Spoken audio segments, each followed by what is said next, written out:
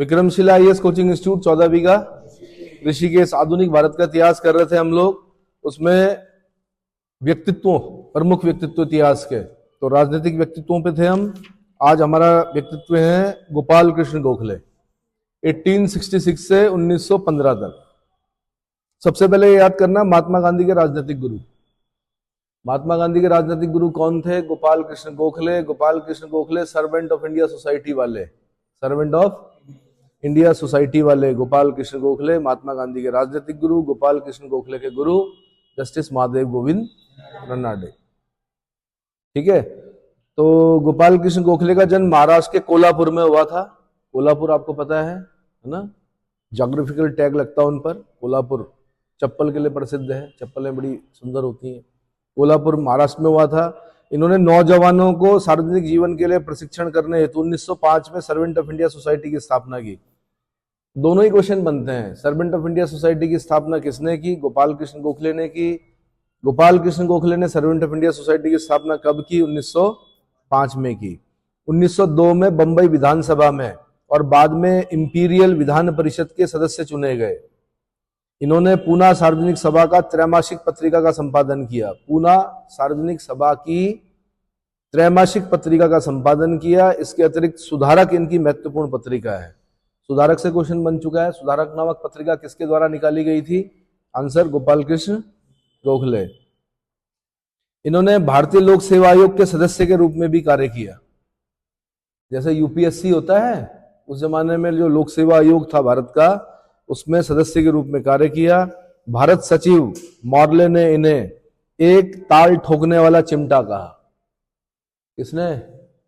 ऐसे उत्तर प्रदेश वाले पूछ लेते हैं कई बार, यूपी में क्वेश्चन बन जाते हैं कि किसने गोपाल कृष्ण गोखले को एक ताल ठोकने वाला चिमटा कहा था? आंसर भारत सचिव मार्ले। ये वही मार्ले, मिंटो मार्ले सुधार 1909 वाला मार्ले है ना। अगला है मोहम्मद अली जिन्ना, 1876 से 1948। मोहम्मद अली जिन्ना का जन्म आधुनिक सिंध प्रांत के कराची जिले में हुआ था।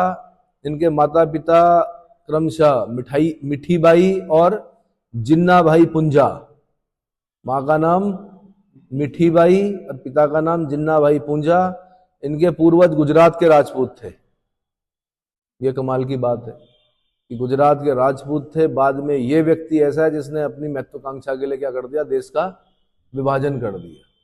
ठीक है, इन्हें पाकिस्तान का संस्थापक और कायदे आजम तथा पाकिस्तान का राष्ट्रपिता इन उपाधियों से विभूषित किया गया। कायदे आजम मोहम्मद अली जिन्ना। कांग्रेस में शामिल होते समय 1896 में विशुद्ध राष्ट्रभक्त और हिंदू मुस्लिम एकता के मसीहा थे। परंतु 1909 में मिंटो मार्ले सुधार के बांटो और राज करो की नीति ने इन्हें सांप्रदायिक बनने के लिए आकर्षित किया। कभी किसी जमाने में कांग्रेस में थे, उसके बाद क्या हो गए? जब कांग्रेस में थे तब राष्ट्रभक्त थे, तब हिंदू मुस्लिम एकता के मसीहा थे। लेकिन 1909 में मिंटो मार्ले सुधार, जिसको क्या बोलते हैं, 1909 का जो एक्ट है, उसमें क्योंकि मुसलमानों के लिए पृथक निर्वाचक मंडल की व्यवस्था की गई थी और अंग्रेज जो थे वो बांटो और राज करो की नीति क्या कर रहे थे? उसका अनुसरण कर रहे थे। तो इन्हें सांप्रदायिक बनने के लिए आकर्षित किया। इन सब के बाद भी इन्होंने 1916 में कांग्रेस लीग को एक मंच पर लाने हेतु सराहनीय भूमिका का निर्वहन किया। 1916 का जो अधिवेशन है उसमें दो चीजें हुई थी, नरमपंथी और गरमपंथी दोनों एक हो गए थे, और जो मुस्लिम लीग और कांग्रेस ये भी दोनों क्या हो गए थे? एक हो गए थे। हालांकि अपने अपने हित थे, अपने अपने हित। मतलब मुस्लिम लीग को जरूरत थी क्योंकि खिलाफत आंदोलन चल रहा था, खिलाफत आंदोलन के लिए कांग्रेस की जरूरत थी, है ना।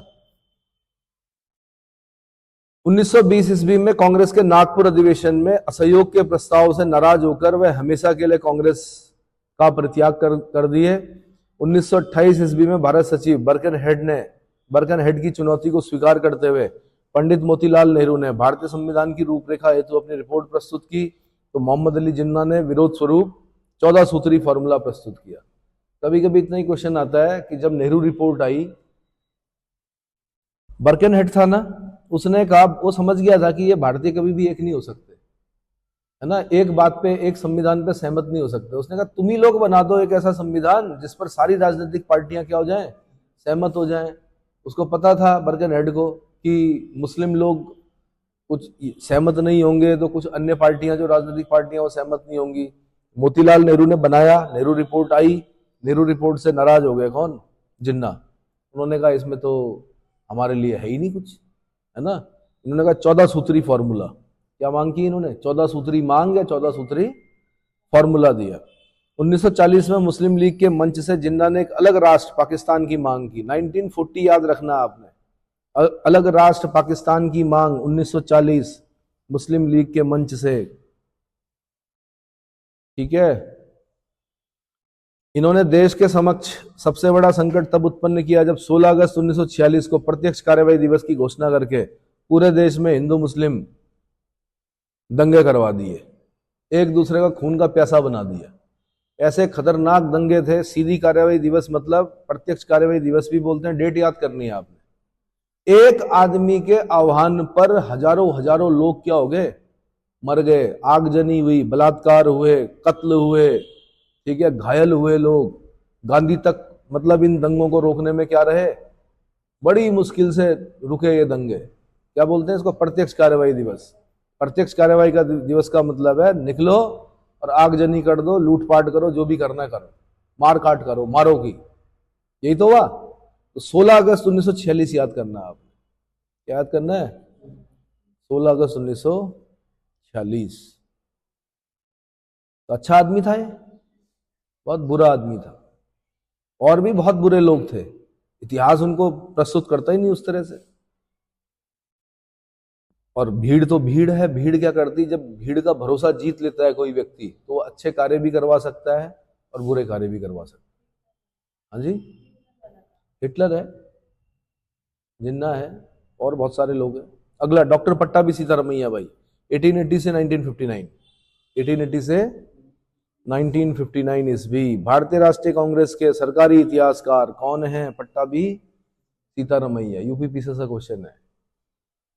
भारतीय राष्ट्रीय कांग्रेस के सरकारी इतिहासकार कौन है? पट्टाभी सीतारमैया। जन्मभूमि नामक साप्ताहिक पत्रिका के संपादक कौन है? पट्टाभी सीतारमैया। जन्मभूमि नामक पत्रिका के संपादक कौन है?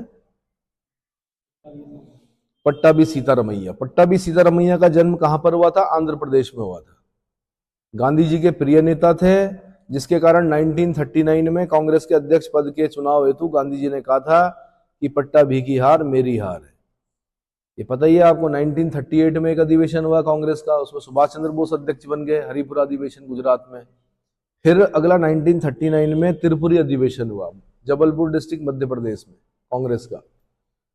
अब क्या हुआ? गांधी ने अपना प्रत्याशी खड़ा किया।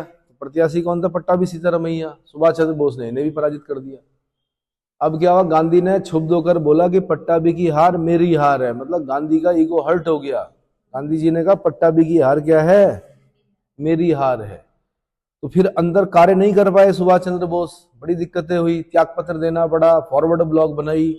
तो लेकिन जब उन्होंने त्याग पत्र दिया तो उसके बाद फिर यूपी में क्वेश्चन पूछते हैं कि अध्यक्ष कौन बना। अधिकतर लोगों ने सोचा कि पट्टाभी बना होंगे। कौन बने होंगे? पट्टाभी सीतारमैया बने। नहीं, वो नहीं बने। कौन बने? राजेंद्र प्रसाद बने, अजात शत्रु। कौन? जिनका जन्म से ही कोई शत्रु ना हो, अजात शत्रु डॉक्टर राजेंद्र प्रसाद, राजेंद्र बाबू बने। उसके बाद देश के जो बाद में पहले राष्ट्रपति भी बने। 1948 में जयपुर कांग्रेस अधिवेशन के अध्यक्ष बने। ये देखो ना, कितने साल बाद? 9 साल बाद। गांधी कब बनाना चाह रहे थे? 1939 में। बने कब? 1948 में। अगर आपको असफल होना होगा तो सृष्टि षड्यंत्र करेगी आपके लिए, कितना भी बड़ा आदमी आपके पीछे क्यों ना हो, नहीं होगा। भाई गांधी का प्रत्याशी होना छोटी मोटी चीज थोड़े थी कि गांधी जी ने कांग्रेस के अंदर बोल दिया कि भाई ये मेरा प्रत्याशी है, इसको खड़ा करो। इसके विरुद्ध? सुभाष चंद्र बोस के विरुद्ध। लेकिन बने कौन? और सुभाष चंद्र बोस बने, इसको बोलते हैं व्यक्तित्व। क्या बोलते हैं? व्यक्तित्व मतलब पर्सनैलिटी। कि न चाहते हुए भी लोगों ने किसको वोट किया? सुभाष बाबू को वोट किया। समझ में आया? इसको बोलते हैं इलेक्शन। क्या बोलते हैं? इलेक्शन। लगता है कैंडिडेट को कि मेरे पीछे तो गांधी जी है, मुझे कोई हरा ही नहीं सकता, लेकिन क्या हो गए? तो वही बता रहा हूं मैं कि अगर सफल होना होगा तो भी सृष्टि में षड्यंत्र होंगे, और अगर असफल होना होगा तो भी सृष्टि षड्यंत्र करेगी आपके लिए, है ना। 1948 में जयपुर कांग्रेस अधिवेशन के अध्यक्ष बने। 1952 में मध्य प्रदेश के राज्यपाल नियुक्त हुए। मध्य प्रदेश के, इनकी रचनाएं जो हैं वो गांधी तथा गांधीवाद। Who wrote the book Gandhi and गांधीवाद? Answer Pattabhi Sitaramayya. Indian National Congress किसने लिखी? आंसर पट्टाभी सीतारमैया, क्योंकि सरकारी इतिहासकार है भारतीय राष्ट्रीय कांग्रेस के। आन खद्दर, आन खद्दर किसने लिखी? पट्टाभी सीतारमैया। इंडियन नेशनलिज्म किसने लिखी? आंसर पट्टाभी सीतारमैया। चारों किताबें आपने याद करनी है। जन्मभूमि नामक साप्ताहिक पत्रिका याद करनी है, पट्टाभी सीतारमैया। हो गया। उसके बाद है आचार्य विनोबा भावे, 1895 से 1982। जन्म महाराष्ट्र के कोंकण क्षेत्र में। नरहरि भावे और रुक्मणी बाई, पिता का नाम नरहरि भावे, मां का नाम रुक्मणी बाई। मूल नाम जो इनका था आचार्य विनोबा भावे का, वो था विनायक नरहरि भावे। विनायक भूदान आंदोलन पता है ना, पवनार आश्रम, सर्वोदय, चलो बता रहा हूं मैं धीरे धीरे। इनका मूल नाम क्या था? विनायक नरहरि भावे। महात्मा गांधी ने बदला था इनका नाम, विनोबा रखा था। इसका नाम विनायक का नाम क्या कर दिया? विनोबा। ठीक है। आचार्य नागपुर झंडा सत्याग्रह में बंदी बनाए गए थे। 1937 से जीवन पर्यंत पवनार आश्रम में रहे। आ रहे पवनार आश्रम। इन्होंने सर्वोदय आंदोलन का नेतृत्व किया। सबसे बड़े बड़े आंदोलन जो इनके हैं वो एक सर्वोदय है, एक भूदान है ना, और एक जो सबसे ज्यादा बार क्वेश्चन पूछा जाता है कि प्रथम व्यक्तिगत सत्याग्रही कौन थे, वो कौन थे? विनोबा भावे थे। देश की स्वतंत्रता और समाज में समता स्थापित करने में अमिट योगदान के कारण भावे जी को भारत के राष्ट्रीय अध्यापक, महात्मा गांधी के आध्यात्मिक उत्तराधिकारी और भारत रत्न आदि उपाधियों से विभूषित किया गया। भारत के राष्ट्रीय अध्यापक किन्हें कहा जाता है? भारत के राष्ट्रीय अध्यापक किन्हें कहा जाता है? अब देखो ना, ऐसा क्वेश्चन अगर बन गया कि भारत के राष्ट्रीय अध्यापक, तो आप क्या करोगे? कहां जाओगे? सर्वपल्ली राधाकृष्णन पे जाओगे, क्योंकि टीचर्स डे मनाते हैं 5 सितंबर को, उनके जन्मदिन पर। लेकिन भारत के राष्ट्रीय अध्यापक कौन है? आचार्य विनोबा भावे हैं। ऐसे ही महात्मा गांधी के आध्यात्मिक उत्तराधिकारी कौन है? आचार्य विनोबा भावे। लेकिन महात्मा गांधी के 5वें पुत्र कौन है? मतलब मुंह बोले पुत्र जिन्हें बोलते हैं, जमनालाल बजाज। जमनालाल, वैसे महात्मा गांधी के 4 बेटे थे। हाँ वही हरिलाल, हीरालाल, ना। तो भारत रत्न आदि उपाधियों से भूषित किया गया। इन्होंने भूदान आंदोलन का नेतृत्व किया। भूदान आंदोलन का जनक भी किन्हें कहा जाता है? आचार्य विनोबा भावे। प्रथम व्यक्तिगत सत्याग्रही कौन है? आचार्य विनोबा भावे। जब गांधी जी ने कहा कि व्यक्तिगत सत्याग्रह चलाना है भाई, तो पहले सत्याग्रही कौन बने? दूसरे सत्याग्रही कौन बने? पंडित जवाहरलाल नेहरू। ठीक है। आज चिल्ड्रंस डे है। आप लोगों को चिल्ड्रंस डे की हार्दिक बधाई। चिल्ड्रन नहीं रहे, अब ग्रेजुएट हो गए हैं, है ना, खुश मत होइए। अब तो क्या हुआ? अब तो एक ही टैग लगा है आपके आगे, बेरोजगार। क्या? जब तक जॉब नहीं लगता है, जब तक आप उद्यमी नहीं बनते हो, या तो जॉब कीजिए या उद्यमी बनिए। इनकी प्रमुख रचनाएं क्या कौन सी हैं? भूदान यज्ञ। भूदान, एक है इनकी गीताई, और एक है गीता प्रवचन। गीता प्रवचन। बोलिए बोलिए, कुछ बोल रहे हैं? बोलो भाई, अभी बता दो। अच्छा, पार्टी। अगले भाई चौधरी रहमत अली। कौन है? चौधरी रहमत अली। पाकिस्तान शब्द का निर्माता कौन है? चौधरी रहमत अली। अलीगढ़, ये कैम्ब्रिज विश्वविद्यालय का छात्र चौधरी रहमत अली, है ना। जन्म कहाँ हुआ था? पाकिस्तान के बलाचौर नामक स्थान पर हुआ था। कहां पर हुआ था? बला ही थे, बलाचौर नामक स्थान पर हुआ था। कैम्ब्रिज विश्वविद्यालय के छात्र थे। ठीक है। पाकिस्तान शब्द गढ़ दिया इन्होंने। मैंने कहा नहीं, एक आदमी एक विचार क्या करता है? देता है, और वो विचार इतना हिट हो जाता है। जैसे आज के टाइम पर आप क्या बोलते हो, सोशल मीडिया में क्या हो गया? ट्रेंड में आ गया। तो बस ये पहले ऐसा ही होता था, एक आदमी एक विचार देता, एक बोलता था पाकिस्तान, तो बस वो दिमाग में बैठ गया पाकिस्तान। ठीक है, किसी के दिमाग में बैठ गया, किसी ने कहा 2 राष्ट्र होने चाहिए, द्विराष्ट्र सिद्धांत, मोहम्मद इकबाल, तो लोगों के दिमाग में बैठ गया। ठीक है, अब क्या बोलना। और उस चीज के लिए कितने लोग अपनी जान देते हैं, कितने लोग, क्योंकि इसीलिए बोलते हैं think twice before you speak, thrice before you act. बोलने से पहले 2 बार सोचो कि इसके इम्पैक्ट क्या होंगे इसके। और बड़ी बड़ी लड़ाइयां जीती जाती हैं।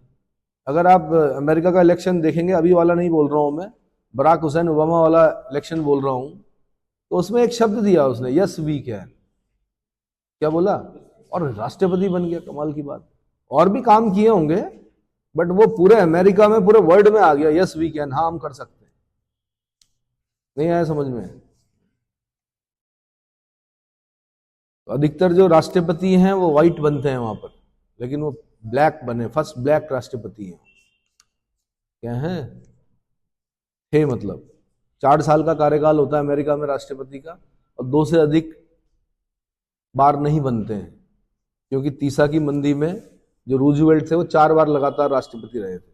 तब वहां के संविधान में परिवर्तन करना पड़ा कि राष्ट्रपति 2 टर्म से ज्यादा नहीं बनेगा। भारत में कितनी बार बन सकता है कोई व्यक्ति राष्ट्रपति? कितनी ही बार। उसका आंसर क्या होता है?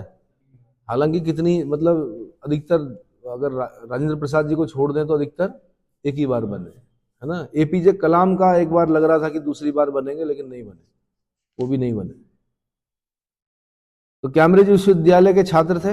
वैसे क्या लगता है आपको, क्या होना चाहिए? हर भारत में हर 5 साल में चेंज होने चाहिए प्रधानमंत्री, मुख्यमंत्री, राष्ट्रपति, या वही रहने चाहिए? विकास करेंगे तो रहने चाहिए। हाँ जी, जनता तो तय करेगी, पर मैं बोल रहा हूं अच्छा क्या रहता है।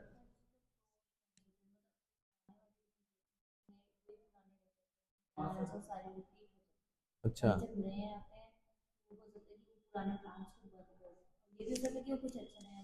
लेकिन आप देख रहे हैं कि पुतिन बहुत समय से हैं चाइना के जो राष्ट्र, नहीं नहीं, पुतिन रशिया के बहुत समय से हैं, चाइना में आपके शी जिनपिंग बहुत समय से हैं, और हाँ जी, नहीं नहीं, नॉर्थ कोरिया को छोड़ दो फिलहाल, मैं इन 2 देशों में बोल रहा हूं। तो चाइना का अगर हम बोल रहे हैं तो वहां पर बड़ा निवेश, बड़ा बहुत आगे तरक्की कर रहा है।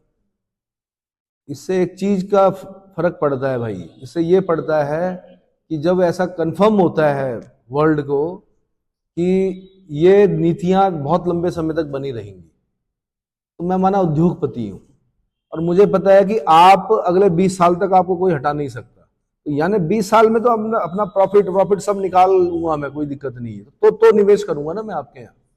अब पता चला अभी आप बने हुए हो, और मैं सोच रहा हूं निवेश करूं कि नहीं करूं, क्योंकि मुझे पता है कि आपके अगले बार बिल्कुल आपके अपोजिट वाले बनने वाले हैं। अब अपोजिट वाले बनेंगे, वह नीतियों में परिवर्तन होगा, है ना। चाहे टैक्सेशन हो, चाहे कोई भी चीज हो सकता है आप क्या कर रहे हो, रियायतें दे रहे हो कि आइए निवेश कीजिए हमारे देश में, हम आपको रियायतें देते हैं, और मैं सोचूं एक बार के लिए, तो मैं कहूंगा यार कितना टाइम रह गया इनका, खाली 2 साल 3 साल, और कितना कर लूंगा, इतने में तो मेरा जो सेटअप बनेगा वो उसका भी नहीं निकाल पाऊंगा मैं। बिजनेसमैन इस सोच से सोचता है। निवेश के लिए बहुत सारी चीजें क्या होती हैं, इसको बोलते हैं राजनीतिक स्थिरता। निवेशक क्या देखता है सबसे पहले, राजनीतिक स्थिरता है या नहीं है उस देश में। वो देश गृह युद्ध से प्रभावित तो नहीं होने वाला है कहीं। गृह युद्ध समझते हो, ये जो आपसी जो चलता है, अगर उसको लगता है कि गृह युद्ध की संभावना है इस देश में, तो कभी निवेश नहीं करेगा, है ना। ऐसी जगह दुकान खोलोगे आप जहां झगड़े वगड़े आग लगा दे आपकी दुकान पे, नहीं, तो निवेशक भी नहीं करता है। और फॉरेन डायरेक्ट इन्वेस्टमेंट अच्छा होता है हमारे लिए, क्या होता है, हम देश के लिए पोर्टफोलियो इन्वेस्टमेंट उतना अच्छा नहीं माना जाता जितना एफडीआई माना जाता है। क्यों माना जाता है? क्योंकि फॉरेन डायरेक्ट इन्वेस्टमेंट में क्या होता है कि वो यहाँ जमीन लेता है, यहाँ पर निर्माण कार्य करता है, टेक्नोलॉजी लेके आता है, यहाँ के लोगों को रोजगार देता है। अपने तो लाएगा ही लाएगा, पर यहाँ के लोगों को भी क्या करेगा, सारे वर्कर थोड़े लाएगा अपने यहाँ से उठाकर, यहाँ के लोगों को रोजगार मिलता है, हम उस नई टेक्नोलॉजी से परिचित होते हैं। पोर्टफोलियो इन्वेस्टमेंट में क्या है कि इन्वेस्ट कर दिया, जब मर्जी निकाल के खींच के चले जाओ। नहीं आया समझ में? ब्राजील में क्या हुआ था? यही हुआ था मेरे ख्याल से, ब्राजील नहीं, सॉरी, ब्राजील के नीचे क्या है, वो दूसरा अर्जेंटीना में यही हुआ था। पोर्टफोलियो इन्वेस्टमेंट था, रातों रात निकाल के सब निकल लिए, है ना। तो क्या हुआ फिर वहां पर? वित्तीय आपात लगा था, फाइनेंशियल इमरजेंसी, ये चीज है। चौधरी रहमत अली पढ़ लिया आपने? क्या मैं तिलक के बारे में बता चुका हूं? नहीं। तो अब मैं उग्र राष्ट्रवादी व्यक्तित्व के बारे में बता रहा हूं, उसमें आपके लाल बाल पाल। तो लोकमान्य बाल गंगाधर तिलक 1856 से लेकर 1 अगस्त 1920, इनकी मृत्यु की डेट जरूर याद करनी है। 1857 के विद्रोह के 1 साल पहले पैदा हुए थे ये, और 1 अगस्त 1920 को इनकी डेथ हुई। 1 अगस्त 1920 क्यों याद करना है? क्योंकि असहयोग आंदोलन के शुरू होने की डेट है। जिस दिन गांधी का असहयोग शुरू हुआ उसी दिन तिलक की मृत्यु हो गई। गांधी जी ने तिलक फंड बनाया, 1 करोड़ रुपए जमा करने का क्या किया, टारगेट रखा गया। ठीक है। भारत के बेताज बादशाह कौन? लोकमान्य बाल गंगाधर तिलक। हिंदू राष्ट्रवाद के पिता कौन? बाल गंगाधर तिलक, लोकमान्य बाल गंगाधर तिलक। बाल गंगाधर तिलक का जन्म महाराष्ट्र के रत्नागिरी जिले में चिल्खी नामक गांव में एक मराठा ब्राह्मण परिवार में हुआ था। गांव का नाम याद कर लेना भाई, यूपी में पूछते हैं ऐसे, चिल्खी। क्या? लोगों को सस्ती शिक्षा उपलब्ध कराने के उद्देश्य से इन्होंने पूना में नवीन इंग्लिश विद्यालय, न्यू इंग्लिश विद्यालय की स्थापना की। राष्ट्रवाद की चेतना जागृत करते हुए अखाड़े, लाठी क्लब, गौ हत्या विरोधी सभाएं, गणपति उत्सव 1893, शिवाजी महोत्सव 1895 जैसे कार्यक्रम एवं संस्थाओं की स्थापना की। गणपति बाप्पा मोरया सुनते हो आप? महाराष्ट्र में एक बहुत बड़ा क्या होता है, त्योहार है वहां का, गणपति महोत्सव। लेकिन गणपति महोत्सव कब शुरू हुआ? 1893 में शुरू हुआ। किसने शुरू किया? लोकमान्य बाल गंगाधर तिलक ने शुरू किया। क्यों किया? क्योंकि वो समझ गए थे कि ये लोग इकट्ठे नहीं होंगे, तो धर्म का सहारा लिया गया। बोला गया कि गणपति महोत्सव, और आज लोग उसको मनाते हैं लेकिन उसका बैकग्राउंड नहीं पता। क्योंकि देश के लिए क्या करना था, एक जनमत तैयार करना था, राजनीतिक शिक्षा देनी थी उन लोगों को। किन लोगों को? तो गणपति महोत्सव के माध्यम से तिलक ने क्या किया, लोगों को शिक्षित किया। बताया उन्होंने कि भाई गुलाम हो आप अंग्रेजों के, इनको क्या करना है, बाहर करना है। नहीं आया समझ में? तो गणपति महोत्सव कब? 1893। शिवाजी महोत्सव महाराष्ट्र के लोगों के अंदर क्या भरने के लिए, जोश भरने के लिए। उन्होंने कहा आप छत्रपति शिवाजी के क्या हो, वंशज हो, आप छत्रपति शिवाजी की भूमि के हो, जिन्होंने मुगलों को भी नाकों चने चबवा दिए। और तब आज भी महाराष्ट्र में क्या होता है, आप जाओ कभी, जय महाराष्ट्र जय शिवाजी, क्या बोलते हैं, जय शिवाजी जय महाराष्ट्र। जय महाराष्ट्र मतलब जन्मभूमि पहले, और उसके बाद फिर छत्रपति शिवाजी। तो उससे क्या होता है, जोश जागता है। क्या उत्तराखंड में आप बोलते हो जय माधो सिंह भंडारी? बोलते हो? नहीं बोलते हो। क्यों नहीं बोलते हो? आपके पुराने लोग करते थे, रणभूत नृत्य करते थे। क्या करते थे? रणभूत नृत्य करके आह्वान करते थे उन सभी रणबांकुरों का जो शहीद हुए उत्तराखंड के लिए, जिन्होंने तिब्बतियों से युद्ध किए, अन्य युद्ध किए जिन्होंने। नहीं आया समझ में? नहीं पता? रणभूत नृत्य होता है एक, जो उनको आह्वान होता है, किसी व्यक्ति पे आता है वो। हाँ, सिद्धवा विधवा, माधो सिंह भंडारी, और मतलब जो सब्बले हैं ना, उनको गरम सब्बलों को मोड़ देते हैं, इतनी ताकत आ जाती है, पता है। फिर नई जनरेशन आई, पलायन हुआ, धीरे धीरे मैदानी इलाकों में आए, फिर क्या हो गया, फिर वैलेंटाइन डे और इस प्रकार के अन्य त्योहार मनाने लगे लोग। Rose day, mother's day, father's day, chocolate day, और कौन कौन से डे, अब भूल गए वो रणभूत नृत्य। सिपहिया नृत्य भूल गए।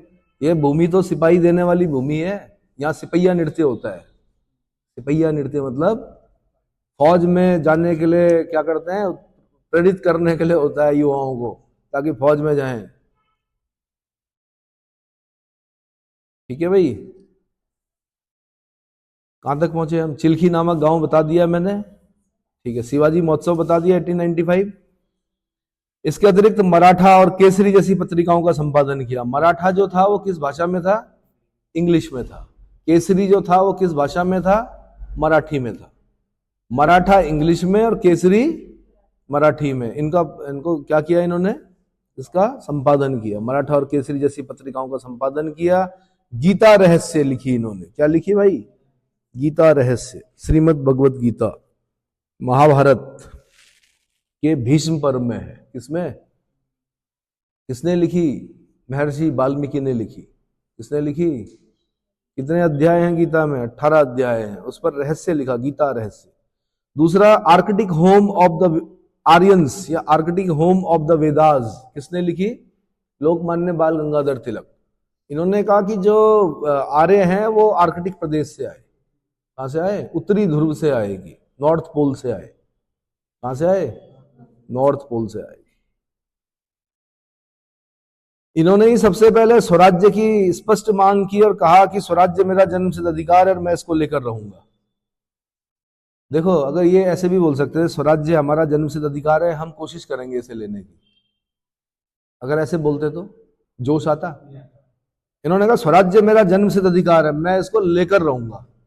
इससे कंफर्म हो गए लोग कि लेना ही है। अब जैसे तैयारी करते हुए आप क्या करते हो? आप बोलते हो कि मेरा सपना ये है, आईएएस बनना है, मैं कोशिश करूंगा। क्या करूंगा? इसका मतलब आप 70% फेल हो चुके हो वहीं पर। क्या हो गए हो?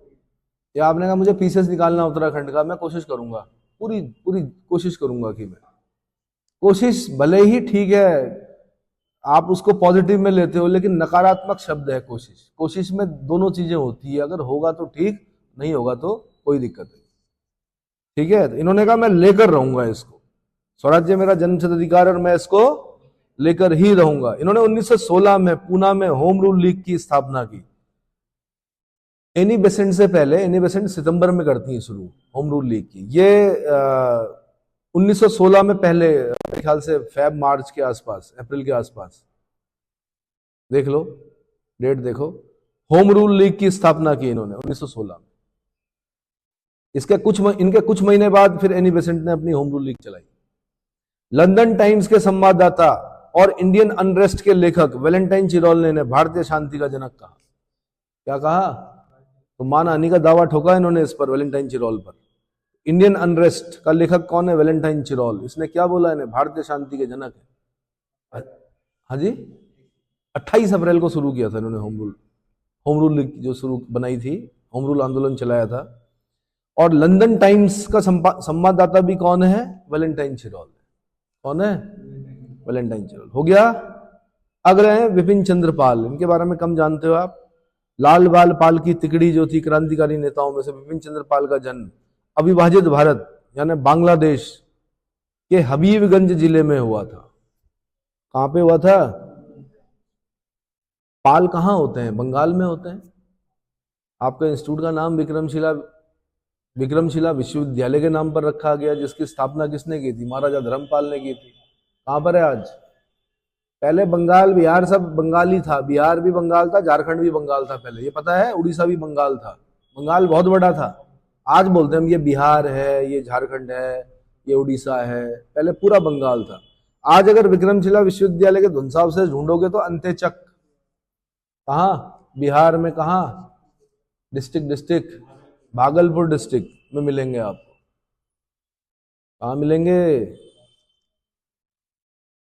तो हबीबगंज जिले में हुआ था। इन्होंने विधवा पुनर्विवाह को प्रोत्साहित करने के लिए स्वयं एक विधवा से विवाह किया।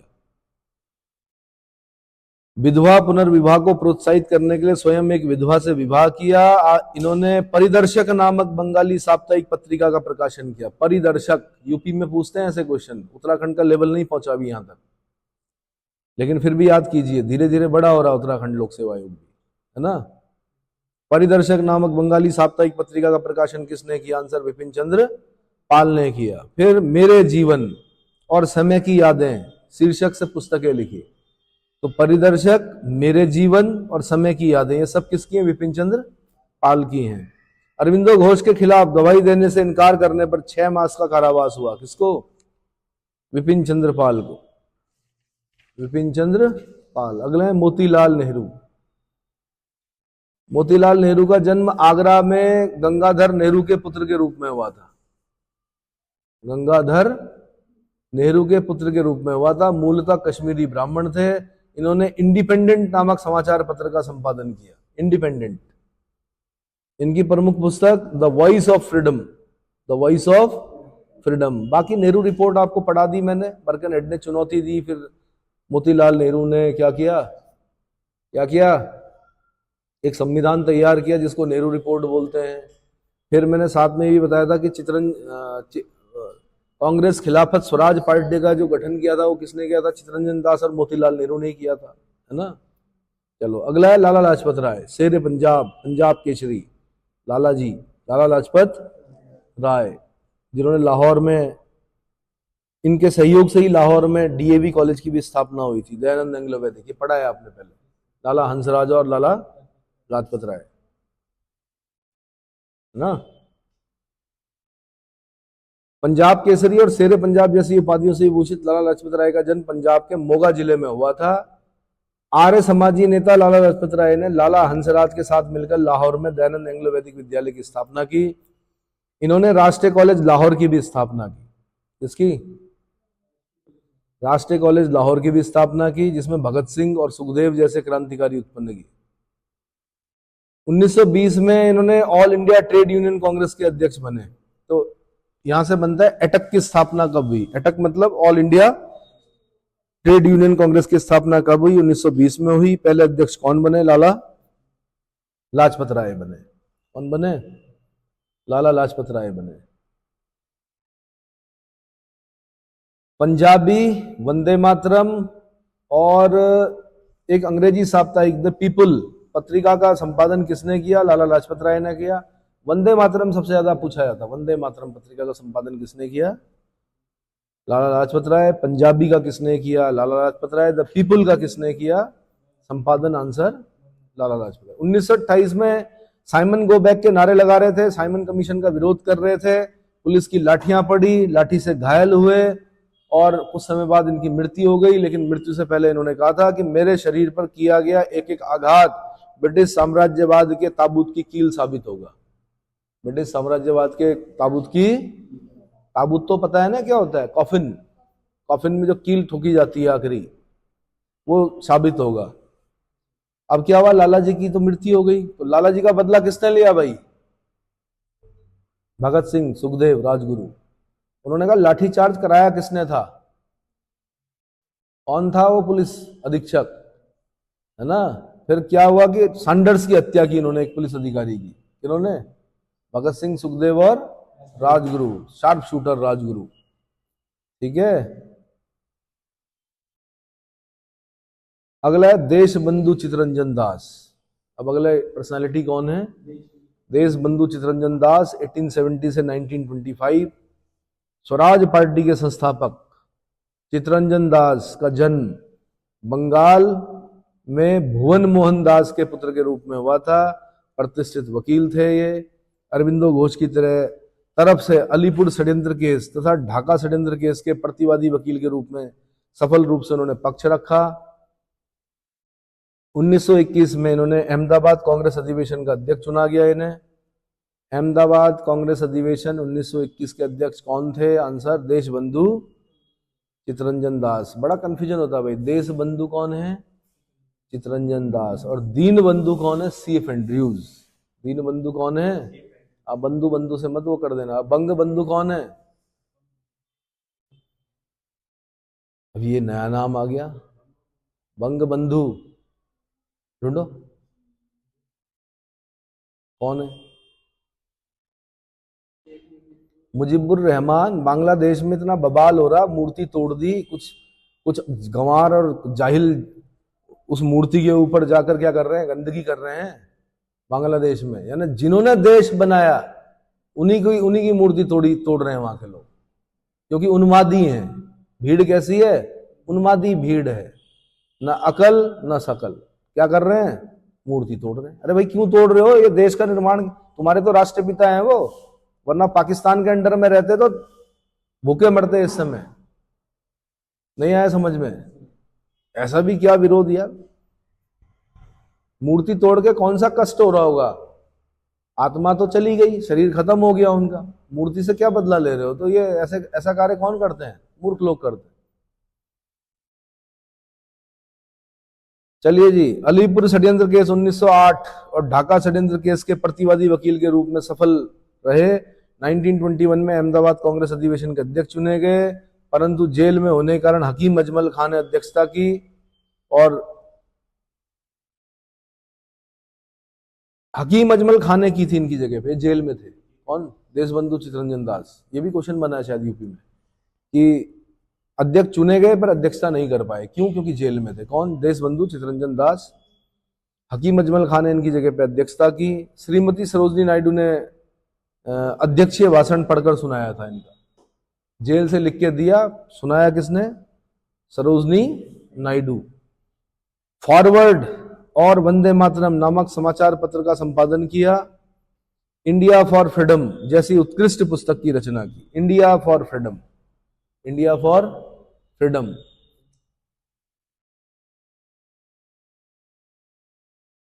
अगले हैं अरविंदो घोष। कौन है?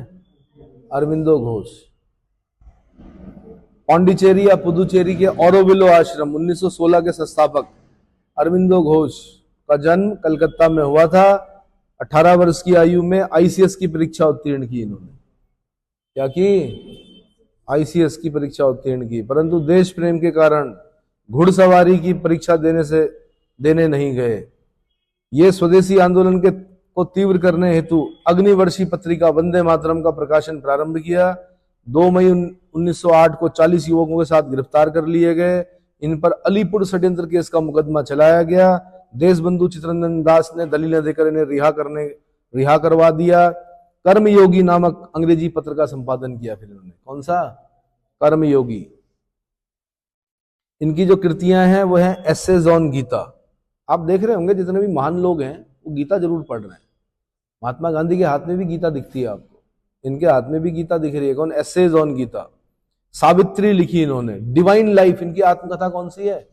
Divine life. यहां से क्वेश्चन बना है, अरविंदो घोष की जो आत्मकथा है वो कौन सी है? Answer divine life. कौन सी है?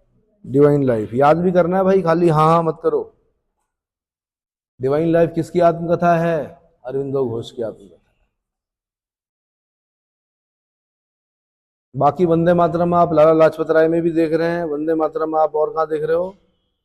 अरविंदो घोष के उसमें भी देख रहे हो, और वंदे मातरम आप चित्तरंजन दास में भी देख रहे हो, है ना? पत्रिका, समाचार पत्र, पत्रिका, समाचार पत्र देख रहे हो। ऐसे चक्रवर्ती राजगोपालाचारी, कौन? स्वतंत्र भारत के प्रथम और अंतिम भारतीय गवर्नर जनरल।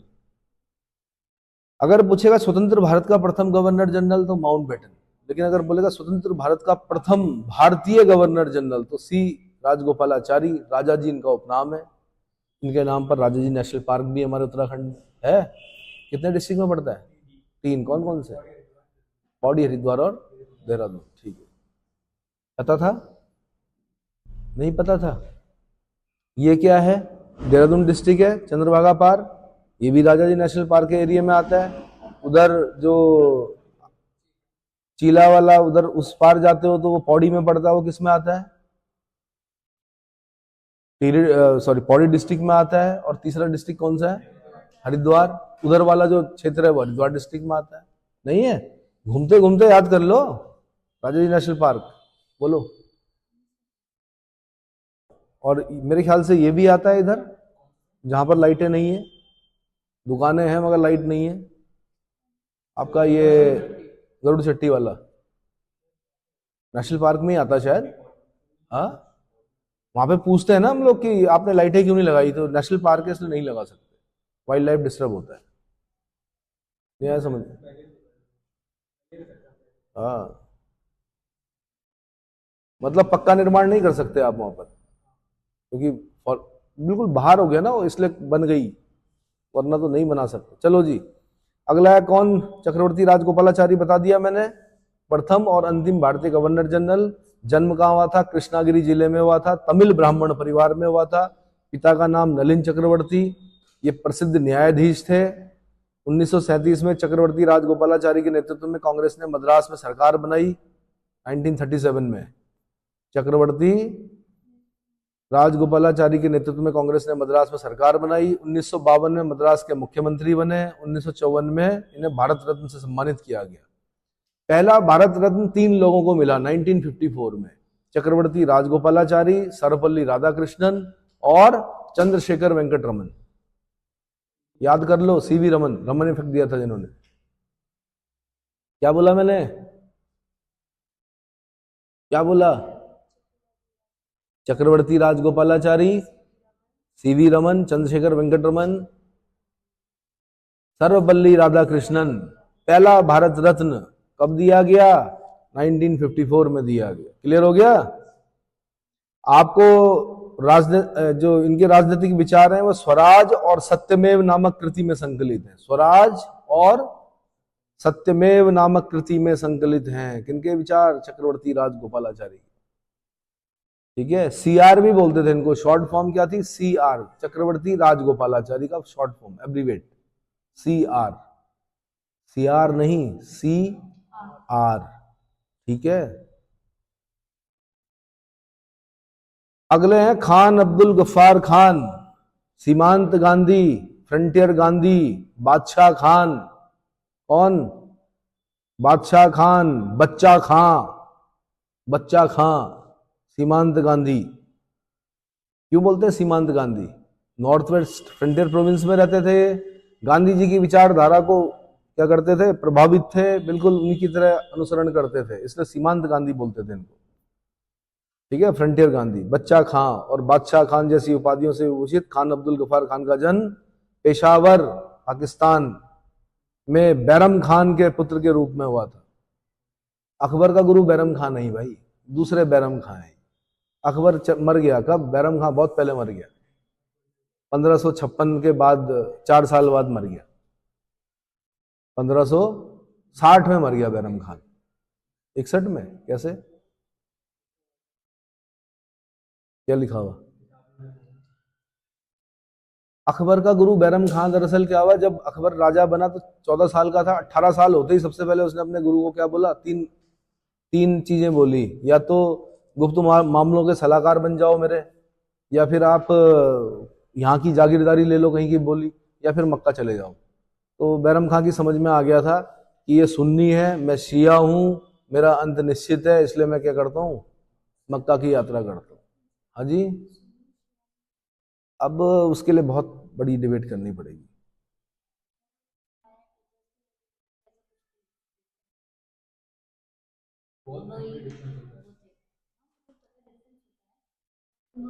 शैव संप्रदाय और वैष्णव संप्रदाय में क्या डिफरेंस है?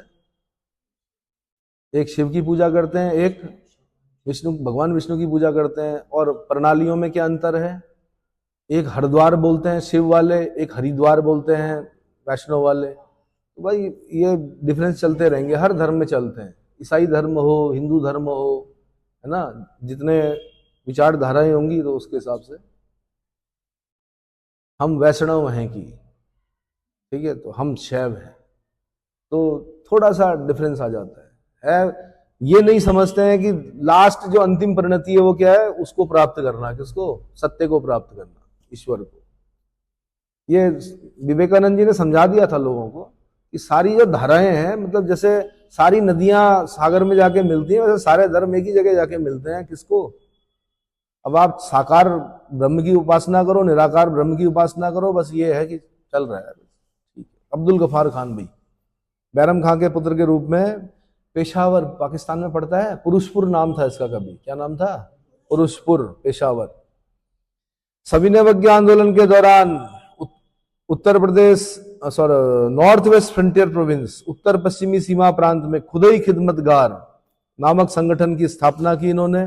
खुदाई खिदमतगार मतलब खुदा की खिदमत करने वाले, यानी ईश्वर की सेवक, ईश्वर के सेवक। लाल कुर्ता पहनते थे ये लोग सब, इसलिए लाल कुर्ती आंदोलन भी बोलते हैं इसको, रेड शर्ट मूवमेंट बोलते हैं। लाल कुर्ती आंदोलन चलाया। आपने पख्तून नामक पत्रिका पश्तो भाषा में निकाली, जो बाद में 10 रोजा के नाम से प्रकाश। ये उत्तर प्रदेश वालों ने पूछा कि पख्तून नामक पत्रिका बाद में किस नाम से प्रकाशित हुई? आंसर दश रोजा। किस नाम से हुई?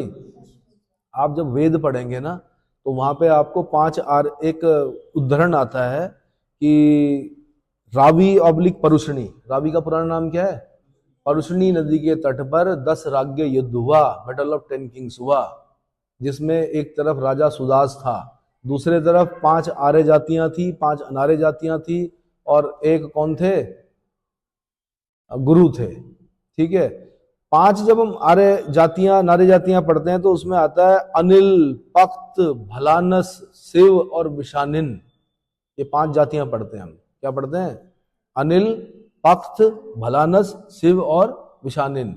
और फिर आर्य जातियों में पढ़ते हैं पुरु, यदु, अनु, ध्रुवस, द्रुहा। क्या पढ़ते हैं? तो जो पक्त है वही बोला जाता है कि ये पक्त, वही आगे चलकर पठान बनेगी। पक्त, पख्तूनिस्तान क्या बने? समझ में आ गया? तो पख्तून नामक पत्रिका पश्तो भाषा में निकाली, बाद में किस नाम से? 10 रोजा के नाम से प्रकाशित हुई। खान अब्दुल गफ्फार खान देश के विभाजन के विरोधी थे और अपने जीवन के अंतिम समय तक स्वतंत्र पख्तूनिस्तान आंदोलन चलाते रहे। 1987 में भारत रत्न से सम्मानित किया गया। पहले विदेशी हैं, वैसे तो भारत के ही थे पर पाकिस्तान में चले गए। इन्होंने बोला भी आपने हमें भेड़ियों के सामने फेंक दिया। क्या कर दिया? भेड़ियों के सामने फेंक दिया। तो पठान थे ना ये, पठान लोग, पख्त, इन्होंने कहा आपने हमें भेड़ियों के सामने फेंक दिया। बहुत नाराज हुए ये। किससे? गांधी से, नेहरू से, पटेल से। ठीक है, और बाद में हमने इनको 1987 में भारत रत्न से सम्मानित किया। यह सम्मान प्राप्त करने वाले पहले विदेशी नागरिक हैं। अब भारतीय नहीं रहे, अब क्योंकि पाकिस्तानी हो गए तो विदेशी नागरिक। जैसे हमारे मोरारजी देसाई हैं, उन्हें निशाने पाक भी मिला हुआ, उन्हें भारत रत्न भी मिला हुआ। निशाने पाक वैसे ही है जैसे हमारा भारत रत्न होता है, वैसे वहां का निशाने पाक है। तो दोनों जगह का क्या सर्वोच्च सम्मान मिला हुआ किसको? मोरारजी देसाई, है ना।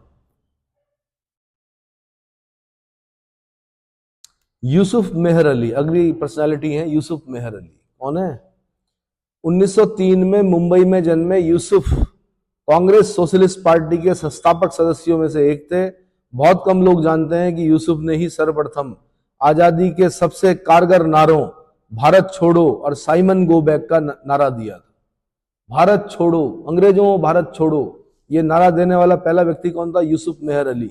और साइमन गो बैक ये नारा देने वाला भी पहला व्यक्ति कौन थे? यूसुफ मेहर अली। ठीक है, बाद में गांधी जी और लाला लाजपत राय ने इसका प्रयोग किया था, भारत छोड़ो। अगले हैं सरदार वल्लभ भाई पटेल। भाई 1875 से 1950 लौह पुरुष, सरदार। बारदौली सत्याग्रह वाले हैं ना, बारदौली सत्याग्रह की सफलता पर गांधी, वहां बारदौली की महिलाओं के कहने पर गांधी ने इन्हें सरदार कहा। सरदार नहीं है ये, सिख नहीं है ये, क्या है? गुजराती हैं, लेकिन क्या सरदार की उपाधि दी गई, विभूषित। वल्लभ भाई पटेल का जन्म गुजरात के नाडियाल नामक स्थान पर हुआ था। कहां पर हुआ था? नाडियाल नामक स्थान पर हुआ था। खेड़ा सत्याग्रह से राजनीतिक जीवन प्रारंभ करते हुए अनेक आंदोलनों, जैसे बारदौली किसान आंदोलन 1928, इसकी डेट भी याद करनी पड़ेगी, बारदौली सत्याग्रह भी बोलते हैं इसको, 1928। सविनय अवज्ञा आंदोलन 1930, भारत छोड़ो आंदोलन 1942, इसमें हिस्सा लिया। 1931 में कांग्रेस के कराची अधिवेशन में अध्यक्ष बने। बहुत इंपॉर्टेंट, मूल अधिकारों की बात की गई थी इस अधिवेशन में। क्या हुआ था? मौलिक अधिकार जैसे महत्वपूर्ण प्रस्ताव पारित करवाए थे इन्होंने। 1931 कराची अधिवेशन, 1931 कांग्रेस का कराची अधिवेशन, अध्यक्षता किसने की? सरदार वल्लभ भाई पटेल ने की। मौलिक अधिकार जैसे महत्वपूर्ण प्रस्ताव पारित करवाए। स्वतंत्रता के बाद देश के पहले उप प्रधानमंत्री बने। उप प्रधानमंत्री का पद संविधान में उल्लिखित नहीं है, लेकिन उप प्रधानमंत्री का पद यह बताता है कि प्रधानमंत्री के बाद दूसरा सबसे शक्तिशाली व्यक्ति कौन है? उप प्रधानमंत्री। यानी अगले जो अगर दोबारा जीत गए तो फिर कौन बनेंगे? प्रधानमंत्री। और मैं आपको ये भी बता दूं कि जब वोटिंग हुई थी तो एक मत नेहरू जी के लिए पड़ा था, बाकी सारे मत पटेल के लिए पड़े थे कि आप प्रधानमंत्री बनिए। लेकिन गांधी ने पटेल को बुलाकर कहा कि पटेल नेहरू को बनाओ प्रधानमंत्री, और पटेल मान भी गए। क्यों मत पूछो, राजनीति के अंदर बहुत सारी चीजें होती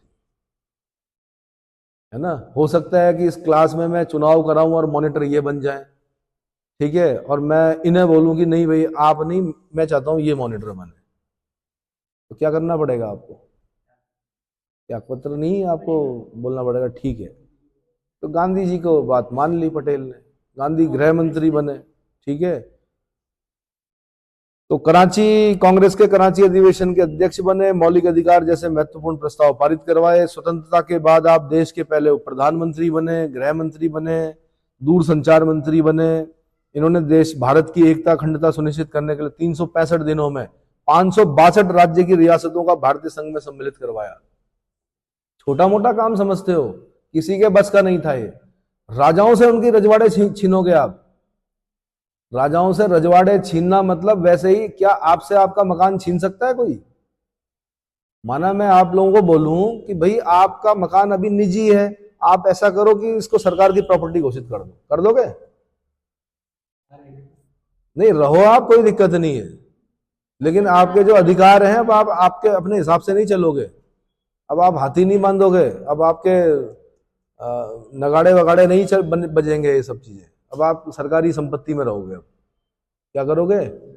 आपके सारे विशेषाधिकार छीने जाते हैं, कर लोगे? तो रजवाड़ों से, उनके राजाओं से रजवाड़े छीनना और उनको बोलना कि भाई आपका राजपाट खत्म, अब आप लोकतंत्र में, लोकतांत्रिक देश में हो, भारतीय संघ में हो। तो 365 दिनों में 562 राज्यों और रियासतों का भारतीय संघ में सम्मिलित कराने जैसा महत्वपूर्ण कार्य किया। मरणोपरांत 1991 में भारत रत्न से विभूषित किया गया। कब किया गया? 1991 में जाके याद आई कि पटेल को भारत रत्न देना है। कब? 1991 में, ठीक है। आपके सम्मान में अहमदाबाद हवाई अड्डे का नाम परिवर्तित करके सरदार वल्लभ भाई पटेल अंतरराष्ट्रीय हवाई अड्डा रख दिया गया है। और गुजरात के नर्मदा जिले में दुनिया की सबसे ऊंची मूर्ति स्टैच्यू ऑफ यूनिटी, एकता की मूर्ति का निर्माण किया गया। एकता की स्टैच्यू ऑफ यूनिटी। लोगों ने बोला पैसा बर्बाद कर रहे, क्या है स्टैच्यू ऑफ यूनिटी में, क्यों बना रहे हो इतना पैसा? हर किसान से लोहा लिया गया, ये पता है इनको, मूर्ति बनाने के लिए। जैसे किसी ने अपने कुदाल का लोहा दे दिया, किसी ने अपनी धनातिका का लोहा दे दिया, पूरे भारत से लोहा इकट्ठा किया गया उस मूर्ति को बनाने के लिए। तो किसानों ने दिया, क्या दिया? किसी ने फावड़े का लोहा दिया, तो किसी ने जिसकी जितनी हिम्मत थी, उससे बना फिर क्या, वो स्टैच्यू ऑफ यूनिटी। क्योंकि अमेरिकन्स बोलते थे हमारे पास स्टैच्यू ऑफ लिबर्टी है, तो अब हमारे पास जवाब है कि आपको तो गिफ्ट किया था फ्रांस ने स्टैच्यू ऑफ लिबर्टी, हमने तो खुद बनाया, हमारे किसानों ने दिया, है ना। साधु बट आइलैंड पर है मेरे ख्याल से वो मूर्ति। आज वहां पर टूरिज्म, इतना जबरदस्त टूरिज्म, वहां की तो अगल बगल की जनता जो है वो तो हाथ जोड़ रही है कि बढ़िया हो गया जी, हमारी तो चाय नहीं बिकती थी और आज हम दिन भर के 400 चाय बेच रहे हैं, चाय वाला भी खुश और सब खुश। नहीं आया समझ में? बस ये चीज होती है। एक मैंने कहा नहीं, एक अगर पॉलिटिशियन है और उसने एक नीति बना दी तो कई सदियों तक उस जगह के लोग क्या करते हैं, उसके पीछे अपनी क्या करते हैं, उनको प्रॉफिट होता है, फायदा होता है। आदि गुरु शंकराचार्य अगर उत्तराखंड ना आते, बद्रीनाथ केदारनाथ ना आते, तो क्या था फिर यहाँ पे भाई? क्या था? कुछ सुंदरता थी, ठीक है, पर्यटक आते, लेकिन सदियों से यहाँ की जो दाल रोटी चलती थी वो तीर्थ यात्रा से चलती थी। यहाँ इसके लिए किसी प्रचार करने की जरूरत नहीं पड़ती, हमें नहीं करना पड़ता प्रचार कि केदारनाथ आइए जी भगवान के दर्शन। पता है लोगों को, साउथ वालों को भी पता है, नॉर्थ वालों, ईस्ट वालों को भी पता है, सब आते हैं, देश विदेश से आते हैं। और आज से नहीं आ रहे हैं, जब पैदल रास्ते थे तब से आ रहे हैं। चट्टियों में जो जितनी भी चट्टियां थी वहां पर रुकते थे, स्थानीय लोग उनको भोजन कराते थे, उसके एवज में जो भी थोड़ा बहुत मिलता होगा, नहीं भी मिलता होगा तो कोई दिक्कत नहीं। काली कमली वाले थे, धर्मशालाएं थी। नहीं आया समझ में? क्या चलता है उससे? तो जो तीर्थ यात्रा वाले जो क्षेत्र हैं, जहां जहां पर गंगोत्री, यमुनोत्री, केदारनाथ, बद्रीनाथ, पंचकेदार अभी उतने हिट नहीं हुए हैं, अब धीरे धीरे हो रहे हैं। तो वहां पर लोग समूह गौ की तैयारी नहीं करते, वहां पर क्या करते हैं, अपना कार्य करते हैं, सेवाएं देते हैं अपनी, उनके रहने खाने की व्यवस्था करते हैं, उसके एवज में जो भी थोड़ा बहुत मिलता है उससे अपना घर चलाते हैं। बढ़िया। नहीं आया समझ में? ठीक। टाइम बताइए।